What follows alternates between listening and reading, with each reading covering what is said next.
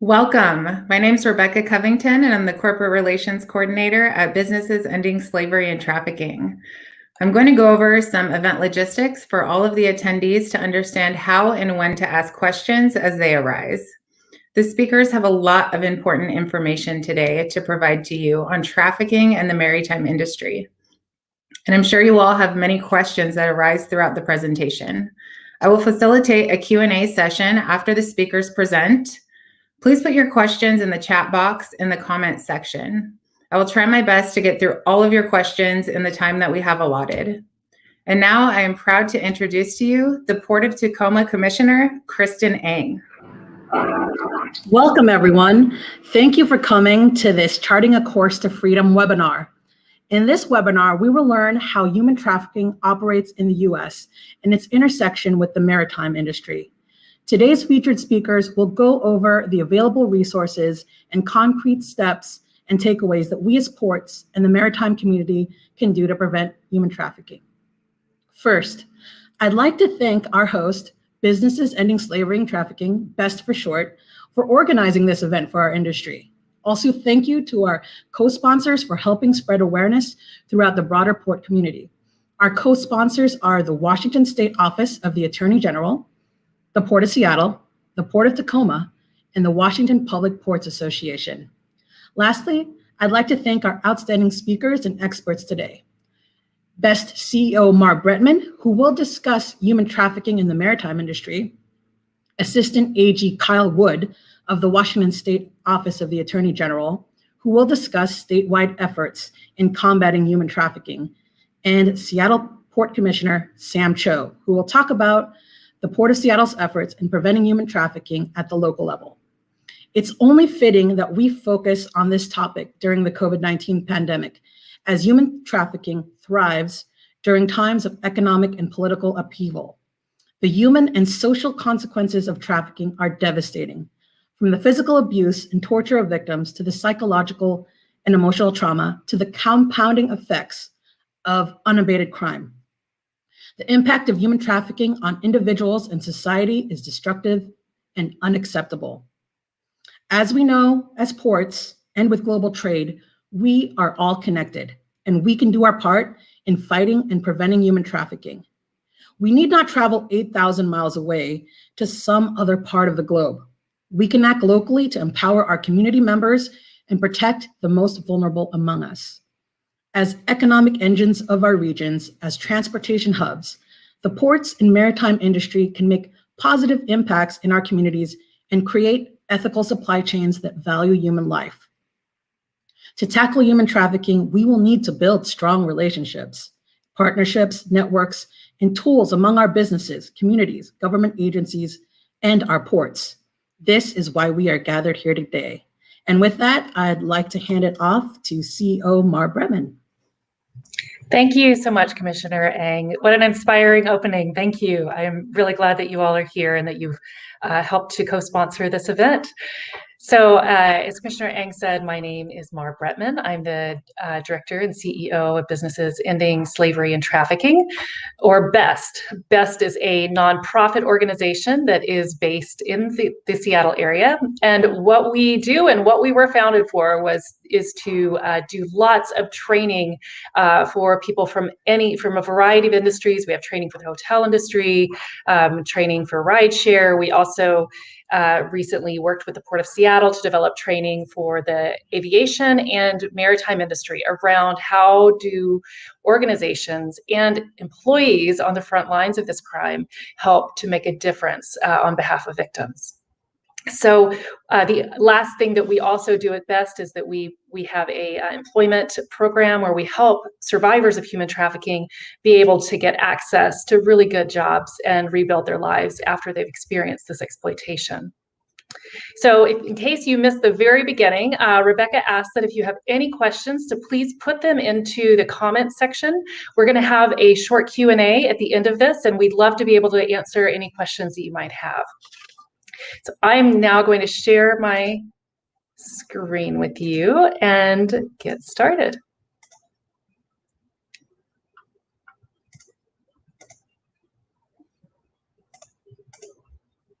All right. So thank you. So again, welcome. I've introduced myself already. What I'm going to be talking about really is what is human trafficking, and specifically what does human trafficking look like in the maritime industry. So I wanted to start with a story. 2 years ago, 2 fishermen were recruited from Indonesia to work on an American flag vessel. One of the men was a seasoned fisherman. The other man was a pretty new fisherman. Both of them had families there in Indonesia who they wanted to be able to support, build a great life for their families. So they took this contract with an American flag vessel and began working. They quickly found that they were not working in the situation that they had expected to be working in. They experienced extreme abuse and violence while on the ship. The captain and his nephews hit and kicked them. They were not allowed to ever leave the ship when they were at dock. They were never paid the amount that they agreed to in that contract. And they were given inadequate protective equipment so that they had frequent illnesses and injuries, and then the captain refused to ever get them medical treatment. These 2 men worked up to 20 hours a day, only sleeping 4 hours every day for months on end.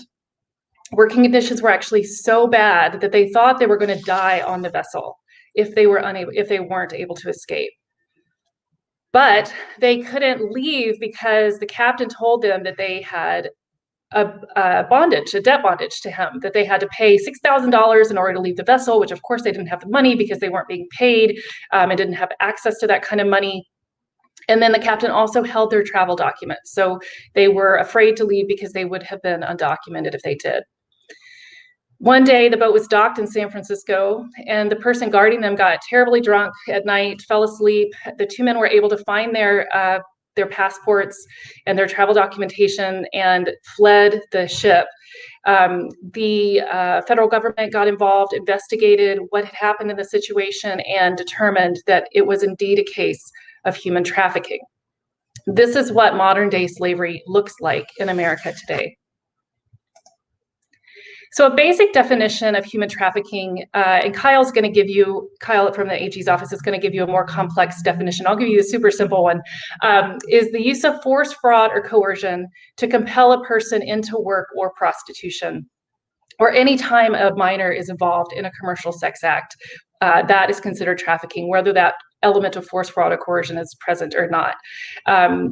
And then there are 2 basic types of human trafficking. There are more than this, but the 2 that really impact the maritime industry are labor trafficking and sex trafficking. One misunderstanding that people often have is that they don't, and again, Kyle's going to touch on this, he'll go into a lot more detail, but if someone actually solicits or patronizes a sex trafficking victim, then that is actually sex trafficking as well. There doesn't even need to be a third party involved. So when it comes to the maritime industry, we talk the maritime industry about this question. We often get the sort of response that, oh, human trafficking, you mean when people are brought over in shipping containers? Well, that could be human trafficking, but it could also just be human smuggling. So I wanted to explain the difference between the 2 because this is so important for the maritime industry to understand. So with human trafficking, it really is that use of force, fraud, or coercion to compel a person into work or prostitution, or involving a child in a commercial sex act. Human smuggling, on the other hand, is when a person is brought across a border without legal documentation. Human trafficking is a crime against a person, right? It's the exploitation of another human being in order to make money off of them, or get free labor, or work from them, or exchange commercial sex with them.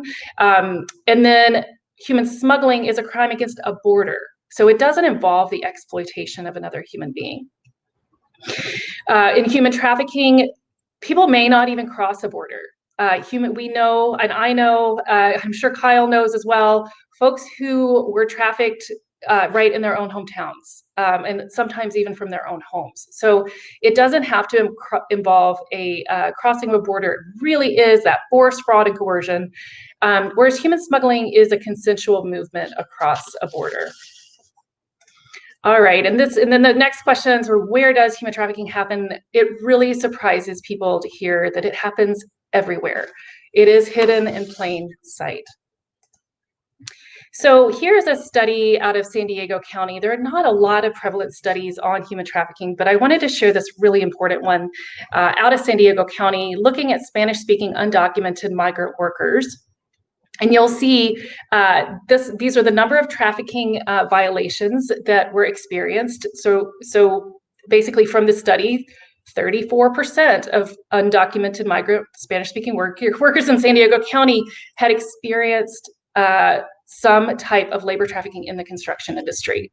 There were 26% had experienced labor trafficking violations in landscaping, janitorial, cleaning services, food processing and restaurants, manufacturing, agriculture, and others. So you'll see it. The reason I show this, it doesn't mention the maritime industry, but it shows how trafficking can happen just across a range of industries because it involves that force, fraud, and coercion in a labor situation.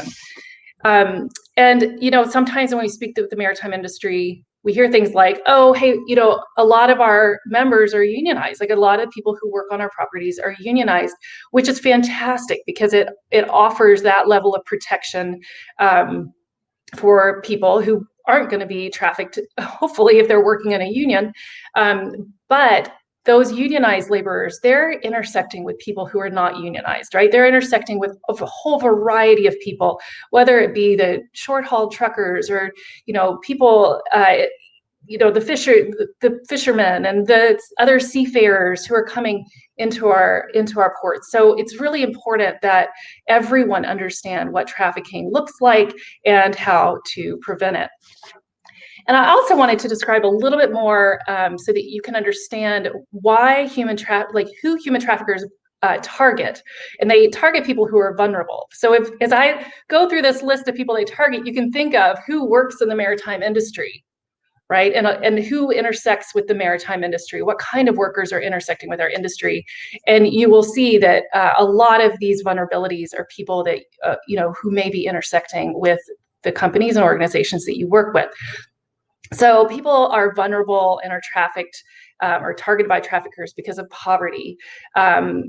People need to, like these two fishermen, right? They just wanted to support their families, build a better life for their families. Lack of legal status can make someone vulnerable. Language barriers, so not being able to communicate the harm that is occurring to them can create real vulnerabilities.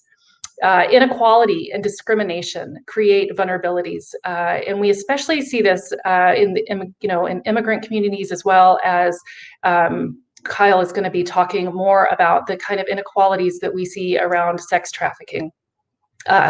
So then unstable housing, we often see unstably housed youth who are very vulnerable to sex trafficking or labor trafficking, people coming from unstable governments, fleeing situations of conflict or violence. You can imagine how vulnerable folks like that are. People with disabilities or illnesses. So there's actually a case a few years ago in the US of a whole group of men who were disabled, who were trafficked, and they weren't able to stand, I think it was in a farm situation, they weren't able to stand up for themselves and articulate, what needed to be happening to them. But thankfully, somebody discovered what was happening and they were able to get out of that situation. A history of sexual abuse can often lead people into situations of trafficking. And then youth and teenagers can be very, very vulnerable. I'm going to let Kyle talk more about some of those vulnerabilities. But you can look at, if you're thinking of what kind of people am I encountering in the maritime industry? And I think you're probably encountering people much like this, either in the maritime industry or in your own communities. And then another question we get a lot is like, how do traffickers keep victims in this work that's exploitative? Because a lot of media about trafficking is really sensationalized. It's got people in chains and other things, and yes, that happens sometimes. But often traffickers will use psychological means to control a person. They can isolate them. Think of how easy it is to isolate someone. Like those two men were isolated on that fishing boat. They couldn't leave the boat. Their housing situation was controlled. That's another method that many traffickers use. Their identification was being controlled. Traffickers will control visas. Traffickers will threaten and abuse people. They'll create debt bondage. Again, that story of the 2 Indonesian fishermen, that is the perfect story of exactly what a trafficker will do. Said, you have to pay $6,000 in order to leave the ship, right? How are they going to do that? So they feel like they're indebted and need to stay. Traffickers will also exploit relationships. So they may threaten their families back home. They know their families. They may say, oh, if you don't do this, I'm going to tell your mother. Or if you don't, I've taken these graphic pictures, and if you don't do this, I'm going to send them to your family. They use all kinds of ways to exploit relationships. Some situations some survivors I know, their children were threatened. And so they felt like they had to stay with the trafficker. And then they'll also exploit language barriers to create that isolation for people, maybe often speaking for a trafficking victim, and they'll deceive them about their work or their pay, right? I'm going to pay you next month. Oh yeah, I'm going to pay you next month. Oh, next month, and next month never comes. So this is how traffickers control folks. And I've been kind of really focusing on labor trafficking. Kyle is going to balance me out, focusing more on sex trafficking in our region. But just in case if you're still skeptical that trafficking does happen, I wanted to tell the story of Danica. So this is my friend, the blonde is my friend, Diane Zorro, who I met 10 years ago when I first started doing this work. And her daughter is here, Danica. And Danica's from Federal Way, as is Diane. And one day, Danica met a guy at her bus stop, and he became her boyfriend. And then they, developed this relationship. Diane got to know him a little bit, thought, I don't know. So, but then one day, Danica was supposed to come home and get her sisters, and they were all going to go Christmas shopping together just before Christmas. And she never showed up.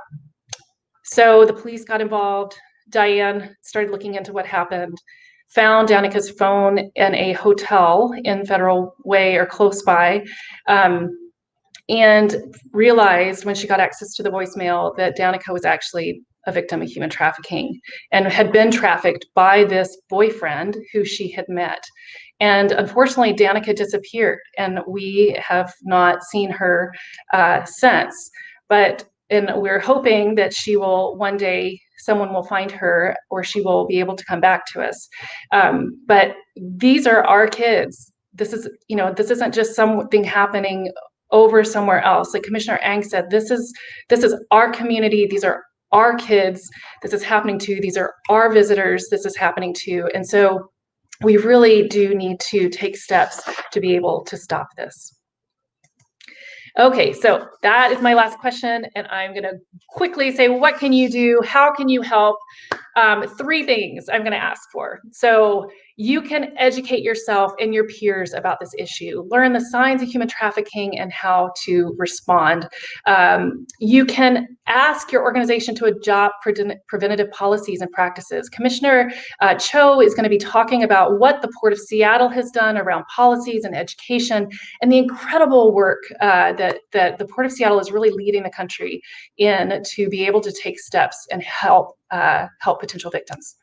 And then third, participating in a public awareness campaign by putting up posters on your property so that victims can easily access help. BEST is currently working on creating some more collateral so that we can help you do a public awareness campaign. You don't need to create this collateral yourself. We can create survivor-informed collateral to help you be able to do this. And this is something that Rebecca would love to be able to work with you and your organization on to get done.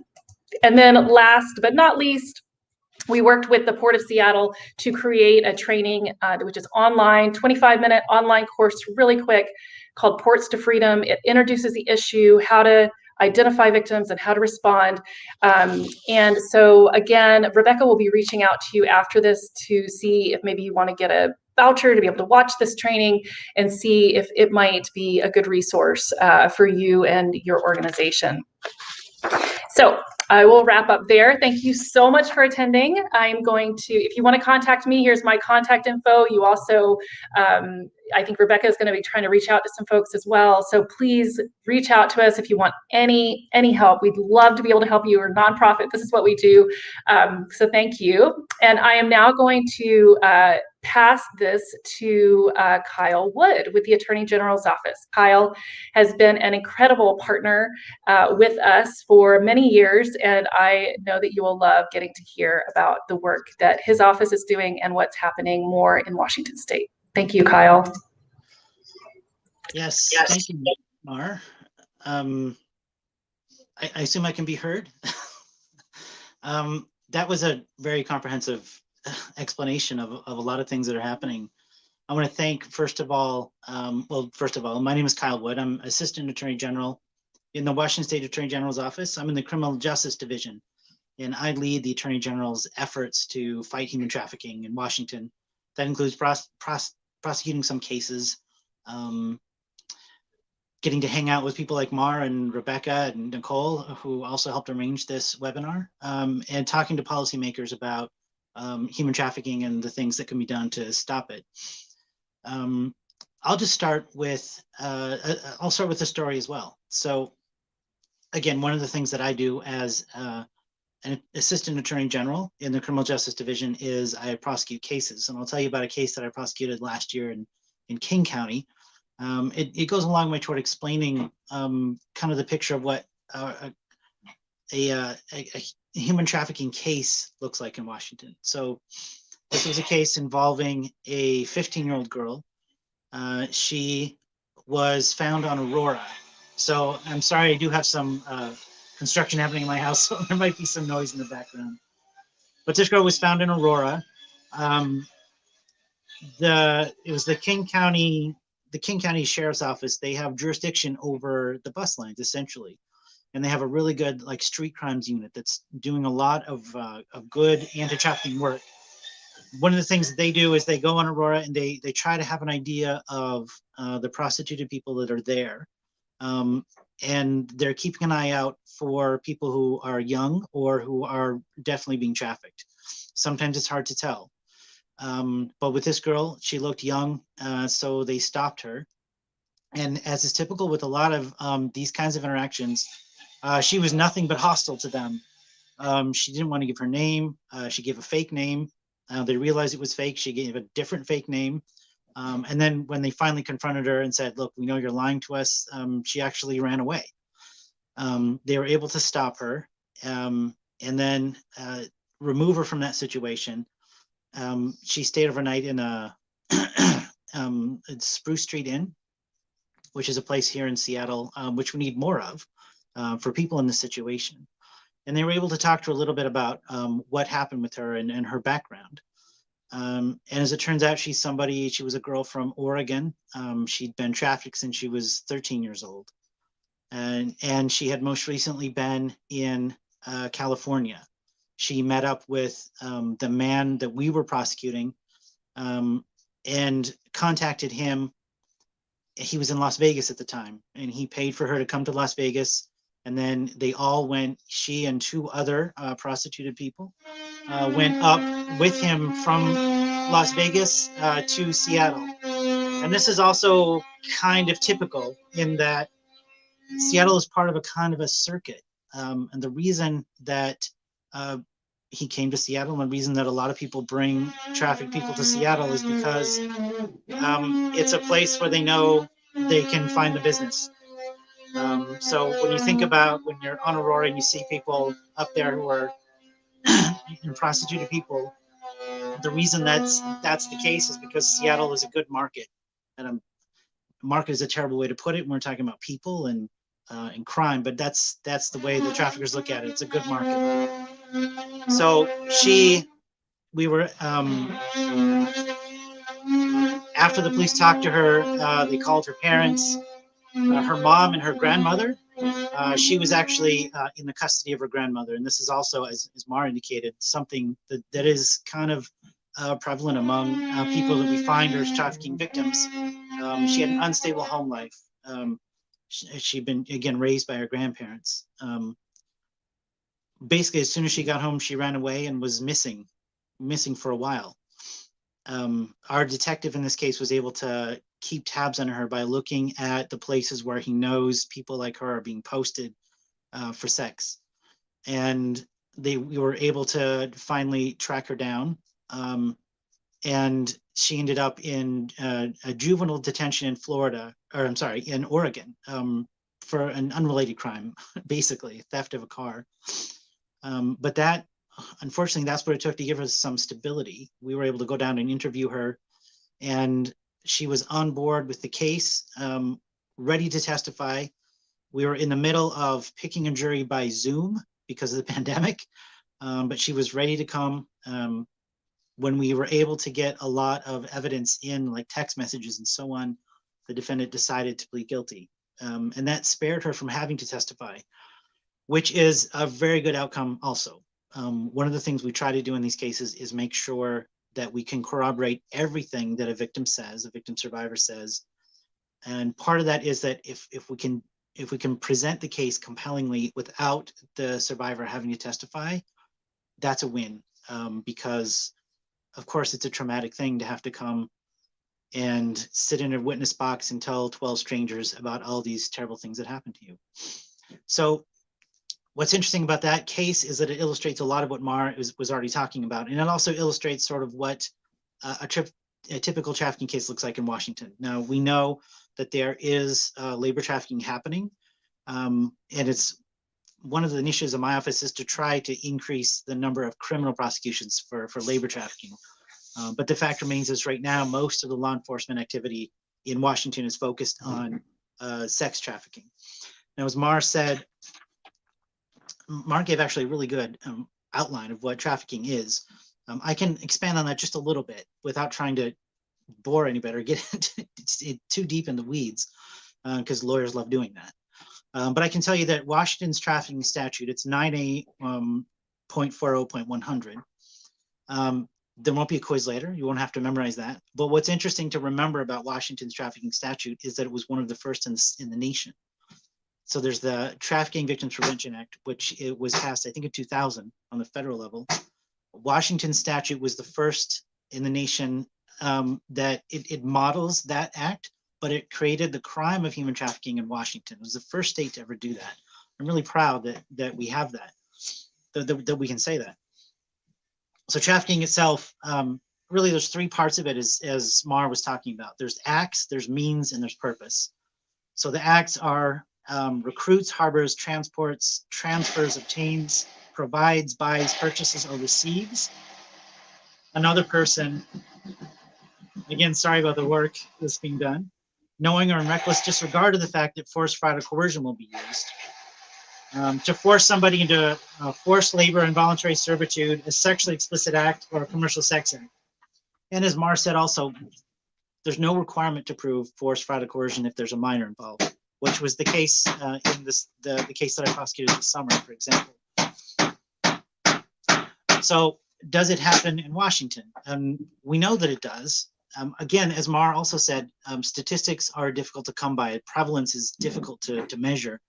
But there are some that I can point to. So for example, the Human Trafficking Institute said Washington was 18th in the US for the number of active federal human trafficking cases working their way through the federal courts. That was in 2019.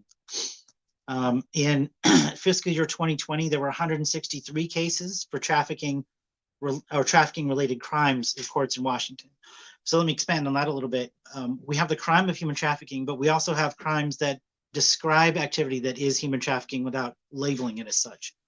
So for example, commercial sexual abuse of a minor is a trafficking offense. Promoting the commercial sexual abuse of a minor is a trafficking offense. Promoting prostitution in the first degree. These are all state crimes in Washington's revised Code of Washington. And they're not called human trafficking, but they have essentially the same elements as human trafficking. In 2019, the Polaris Project reported, and they run a national hotline of if you suspect an instance of human trafficking, you can call.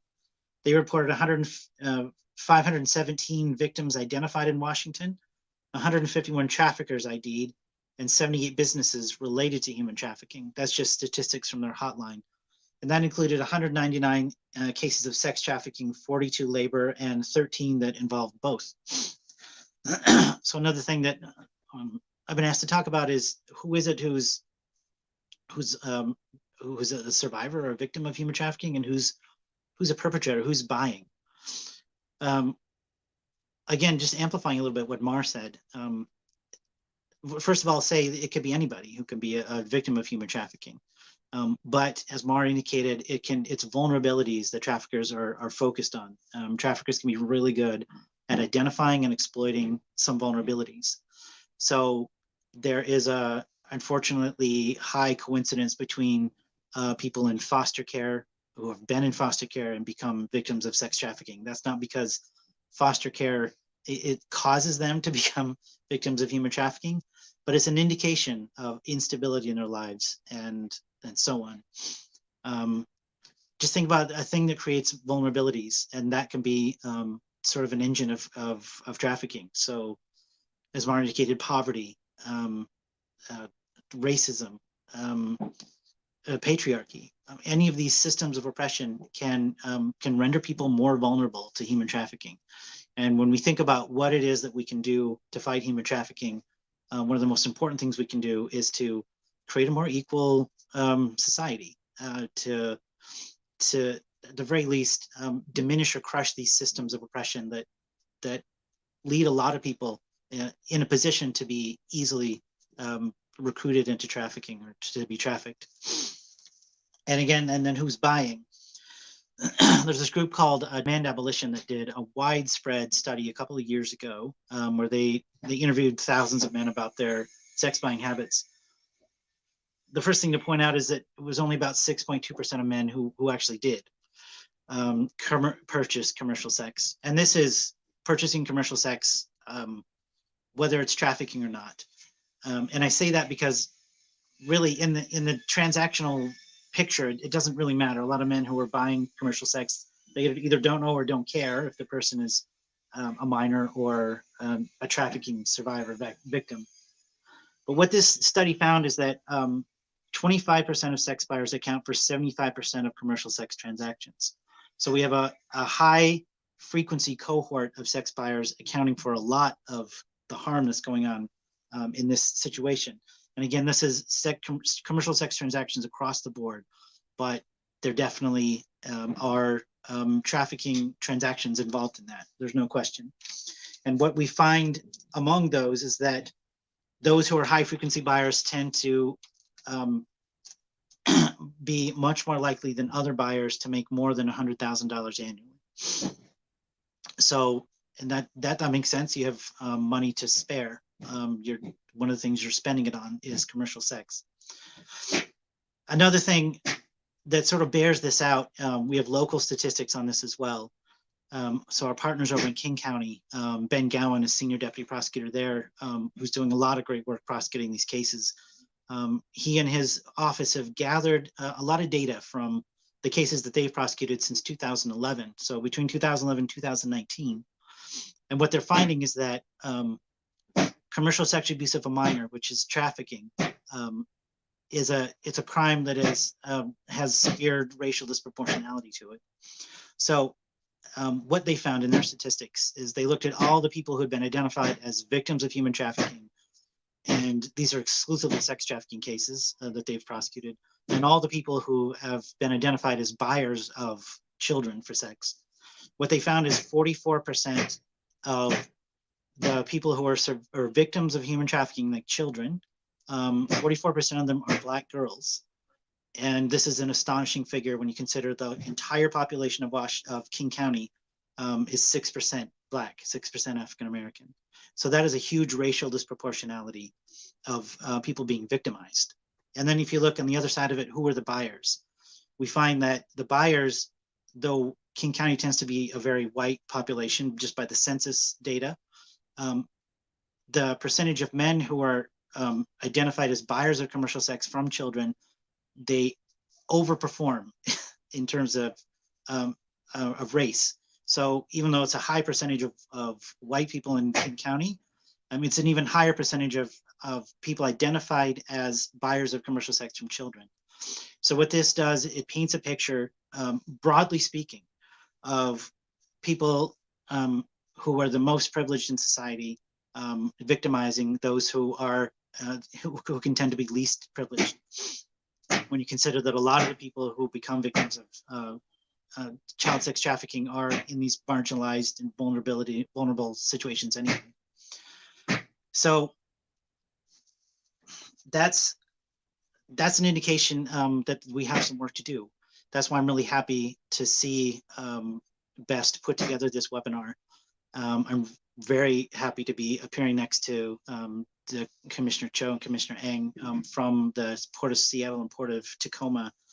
And it's why the Attorney General takes this very seriously. So thank you for your attention here. Thank you for, again, thanks for Best for putting this on. I didn't prepare a slide that has my contact information on it, but I'm always happy to be contacted. I can just read it out, and perhaps Best can also distribute it. But my email address is kyle.wood@atg.wa.gov. And I can always be reached at 206-442-4488, except when I'm doing a webinar for Best. And with that, I think I've talked enough, and I'll pass it off to Commissioner Cho. Great. Thank you so much. Really appreciate what the Attorney General's office is doing on the human trafficking front. And thank you so much for the opportunity to join you today. My name is Sam Cho, Commissioner at the Port of Seattle, and I am very pleased to be able to share why combating human trafficking is such a major priority for the Port of Seattle. Most of you know the Port.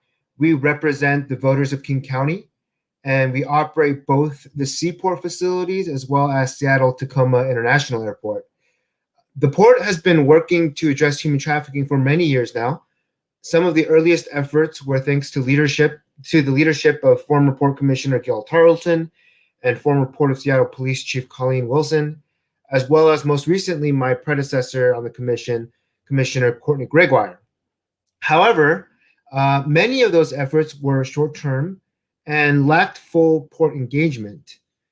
In 2017, a Seattle Times article detailed how a Bellevue prostitution network was trafficking women from South Korea through SeaTac. In fact, as a Korean American myself, this was my first foray into the awareness around these issues. And so we know we had to do more to ensure our facilities were not being used for these purposes. So in 2018, the Port Commission authorized the creation of a comprehensive port-wide anti-human trafficking strategy. It focused on training, public awareness, partnership, and policies. I'll say those four pillars again: training, public awareness, partnership, and policies. We saw clearly three main reasons for this effort. One, as the operator of an airport and an owner of a wide array of maritime facilities, we wanted to help reduce the probability that our properties would be used as a transit point for traffickers and their victims. Secondly, as a major employer, we wanted to train our employees to understand both what human trafficking is, as well as how it undermines our commitment to equity and social justice. And lastly, as a public sector leader, we wanted to collaborate with other jurisdictions, customers, tenants, vendors, and partners to raise awareness of this important issue. I'm actually very pleased to share that we've made some significant and tangible impact through our efforts. For example, in January of 2019, we began a public awareness campaign with the Port of Seattle, King County, City of Seattle, Sound Transit, and airlines to encourage victims and survivors to call the National Human Trafficking Hotline for help. In addition to the regional awareness efforts, we installed signs at Seattle-Tacoma International Airport, at port parks, and areas like Fisherman's Terminal. We reached survivors and the traveling public with the 310 signs installed in the restrooms across our facilities, including passenger loading bridges at SEA. And in 2021, most recently, we added more signage in 8 different languages beyond just English, which included Spanish, Tagalog, Korean, Chinese, Somali, Russian, Ukrainian, and Vietnamese.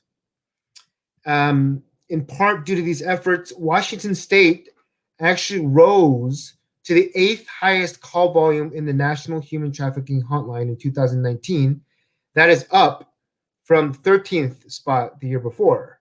So the surge of calls to the hotline is actually an indication that more people are reaching out for help and resources like medical care, financial assistance, and housing. And so we know that awareness is everything in stopping and preventing human trafficking. On the training front, we implemented a new human trafficking awareness training that 2013 Port of Seattle employees have completed in 2020, which accounts for about 81% of our workforce. And our goal is to get to 100% of our workforce. The new training ensures that our staff have the knowledge and the resources to recognize and respond to instances of human trafficking. That curriculum was developed in partnership with BEST, and it is the first proprietary anti-human trafficking training developed by a port authority. And for that reason, we've actually received a lot of contact from other ports around the country learning from our best practices. In fact, our collaboration with BEST continues on many other fronts.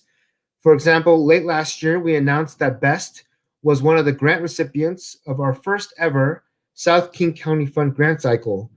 The port provided BEST with nearly $100,000 in grant funding to serve human trafficking survivors and at-risk youth living in airport communities such as Burien, Des Moines, Federal Way, Normandy Park, SeaTac, and Tukwila. This funding will primarily further economic recovery in South King County by delivering employment readiness training and creating paid internships and jobs in port-related industries.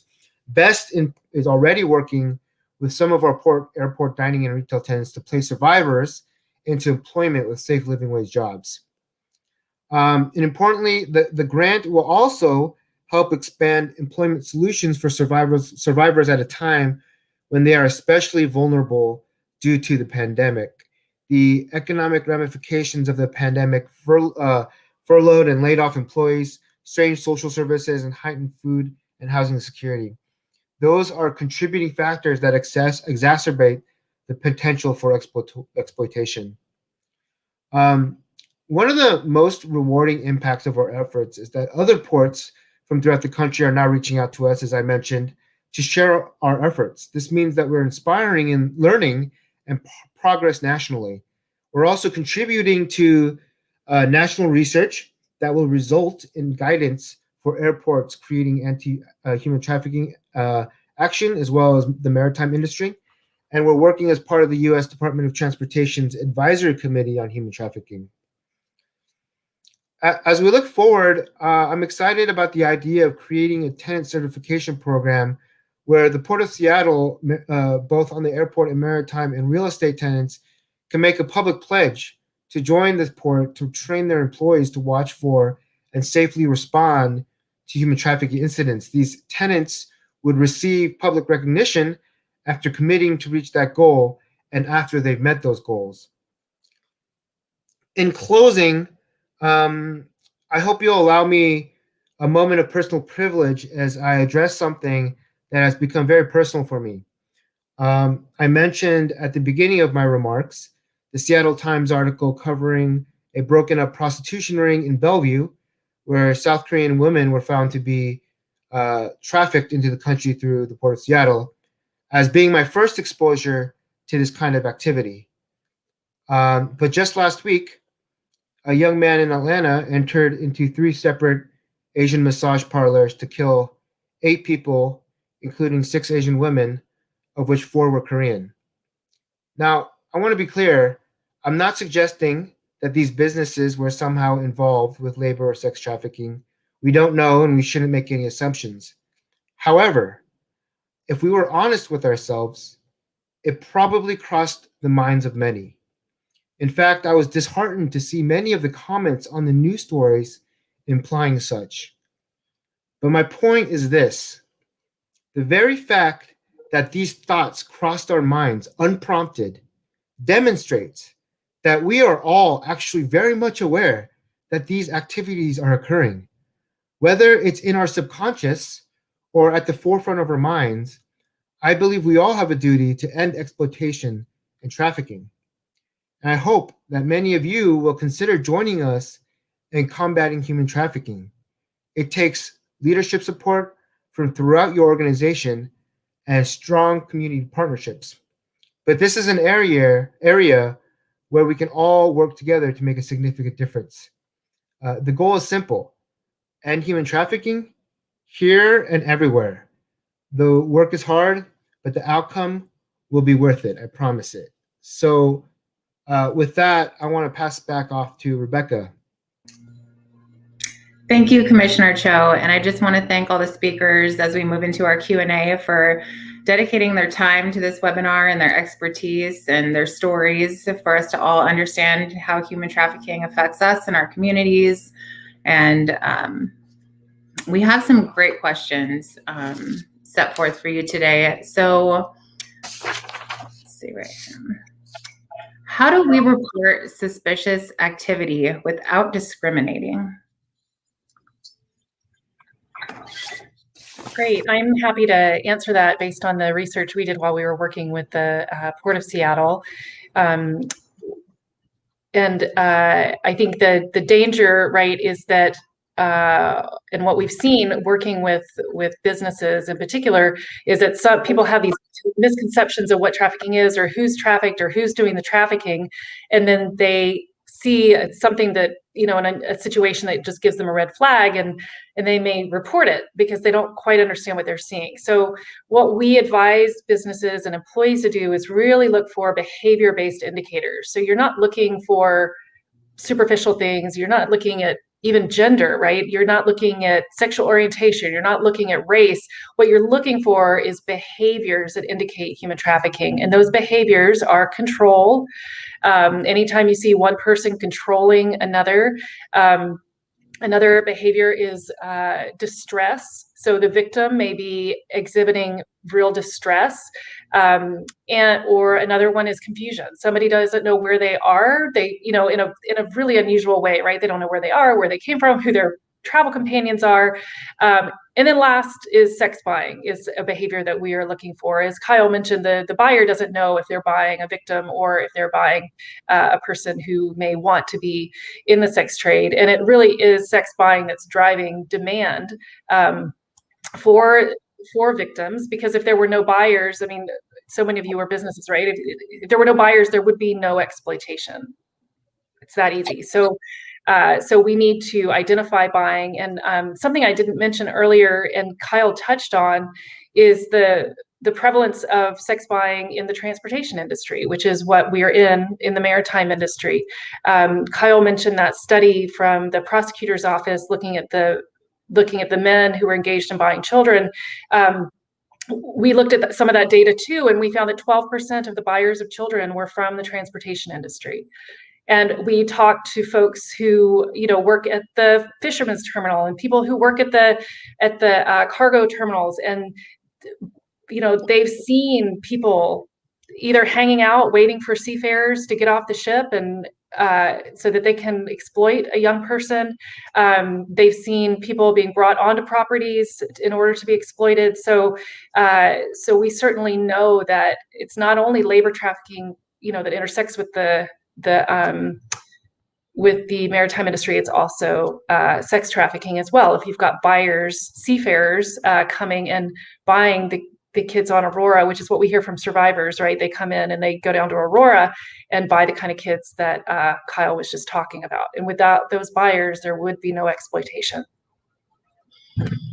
Absolutely. And we've talked about victims and survivors. Why are victims of trafficking reluctant to call the police? I can maybe shed some light on that and open it up to other cogs. I mean, if you think about who are victims or who might be a victim of trafficking, they're oftentimes those who may not speak English who may not call this place home. And so to be in a situation of trafficking is scary enough, but obviously to then have to go out and seek help, not knowing how people might react or what repercussions there might be for yourself, is a huge barrier. I think a lot of past victims of trafficking were seen as perpetrators for something like prostitution themselves. And so there's a fear of retribution there. And then, people are afraid of the police, quite frankly, right? Like I'm afraid of the police, right? And so there's a fear there that people might be afraid to talk to and or go too straight to the police officers because threats that they might be receiving on their life by the perpetrators of or the members of their family.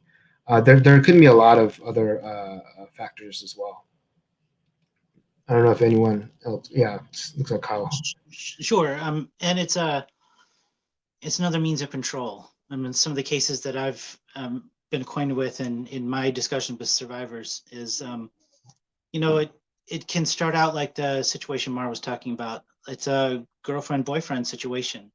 And that's sort of how the recruiting happens. And once somebody's in that situation, the trafficker will tell the trafficked person, look, the police aren't your friend. I'm the only one who knows or cares about you. Nobody else is going to care about you.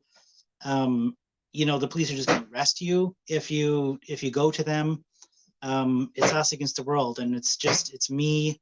I'm the only one who can take care of you. And so that's why there's a lot of fear, and that's why it can be really tricky for police to approach somebody who's in a trafficking situation. A lot of people who are in trafficking situations would never call themselves a victim of human trafficking, because it's not top of mind. It's you're in the life that you're in, and oftentimes as a means of control that includes a fostered fear of police and of anybody else. It's a way of control. Absolutely. And we have another good question here. Kyle, I know you had discussed prevalence while you were speaking. Do you think that human trafficking is more prevalent now than in the past? And why is it still happening? Again, statistics are difficult to come by, and that is mostly because, it's a crime that happens in the shadows, like all crimes. Again, people who are survivors of human trafficking don't identify themselves as such, so they might not report them as such. As to if it's happening more now than before, that's difficult to say. I know there's been some studies to suggest that there's been an increase in activity during the pandemic. There was a huge drop when it first started, but that perhaps there's an increase as people get more used to the idea of being in the pandemic. Trafficking, we didn't always call it that, we've always had forms of coercion, and we've always had people in situations that we would now call trafficking, but we didn't necessarily always call it that. And I'll just tell another quick story here to illustrate this. There's another case I'm working at the Attorney General's office. And in researching this case, I came across a situation where a man was pimping, in the parlance of the times, a 13-year-old girl in a bar in Tacoma. And that came to light because somebody at the bar said she went into the men's room with somebody else. And so they called the police. They went in there. They're able to break up the transaction, but they talked to the girl. Again, she was 13 years old, and she was in there with a guy who was a soldier at Fort Lewis. It was called Fort Lewis then. This is back in the 70s. And she said the guy who was pimping her had been doing so for about a day. This was her second or third transaction. In that case, again in the 70s, they arrested her and sent her to juvenile detention. Him, the soldier, an adult soldier in the Army at Fort Lewis, they took down his name and sent him on his way. So that's a trafficking situation. Now, we didn't have the crime of trafficking then, but it was definitely happening. I think things are changing now. And one of the things that I'd like for people to take away from this also is that, and Commissioner Cho talked about this a little bit, we have to stop demonizing people who are in the sex trade, the sex industry. That has to stop. And that's why there's been a lot of positive movement in the Washington State Legislature by, it was a representative, Mike Pelliciotti, who's now the state treasurer, sponsored a bill a while back that said you can't be charged with the crime of prostitution if when you report something that's happened to you or somebody else, police discover that you are in prostitution. It gave immunity. If somebody's in danger and you report that, you can't be charged with the crime of prostitution yourself. And that's an important step to take. It lets people in this space know that they can trust the police if they come forward. So that's a long way of saying I'm not sure if there's any more than there used to be, but definitely there's been exploitation for a very long time. Yeah, I would have to agree with that. Slavery and trafficking has been with us for a very long time in this world.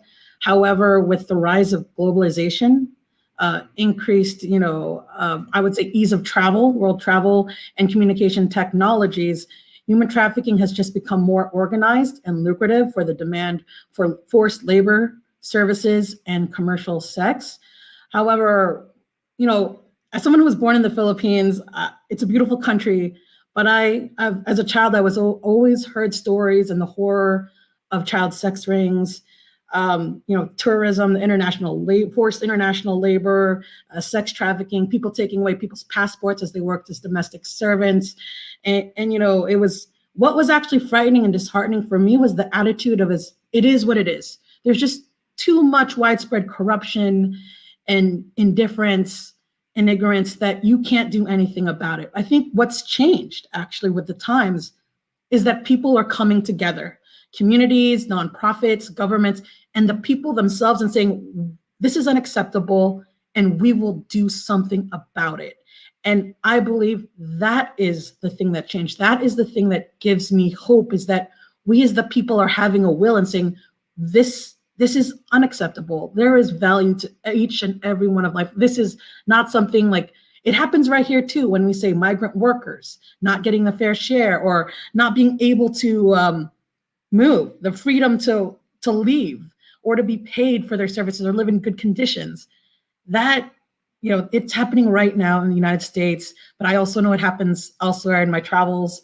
And I am just heartened that we are now really making a concerted efforts and collaboration to do something about it, that we're saying, no, we will be part of the solution.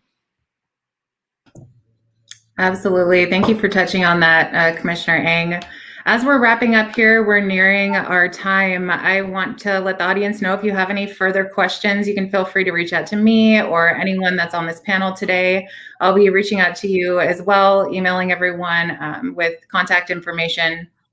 Also, I want to thank Commissioner Sam Cho, Commissioner Eng, Assistant Attorney General Kyle Wood, and CEO of BEST, Mar Bretman. Thank you all for being here today to discuss this important topic, and to our audience, and of course to our sponsors.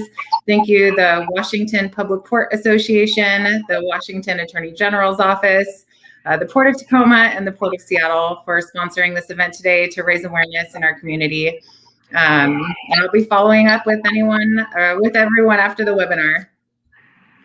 And thanks again to BEST.